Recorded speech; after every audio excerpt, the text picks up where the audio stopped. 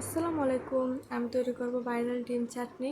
ডিম সিদ্ধ তো আমরা সবাই খাই, কিন্তু একবার এইভাবে তৈরি করে দেখেন, খেতে অনেক মজা। তার জন্য প্রথমে পাতিলে পানি দিয়ে সামান্য লবণ দিয়ে ডিমগুলো সিদ্ধ করে নিলাম। এবার ডিমগুলো সিদ্ধ হয়ে আসলে খোসাগুলো ছাড়িয়ে নেব।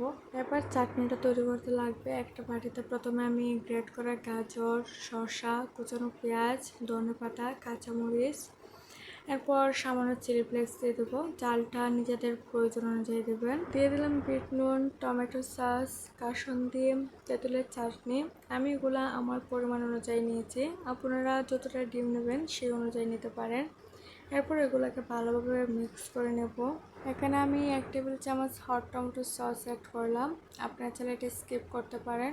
এরপর ভালোভাবে মিক্স করে ডিমটা এভাবে মধ্যখান থেকে কেটে যে চাটনিটা তৈরি করেছি সেটা দিয়ে দেবো। এইভাবে সেম প্রসেসে আমি প্রত্যেকটা ডিম তৈরি করে নেব। সব কয়টি ডিম তৈরি হয়ে গেলে এর উপরে আমি তেঁতুলের চাটনি দিয়ে দেব। ব্যাস, তাহলে তৈরি হয়ে গেল ভাইরাল ডিম চাটনি।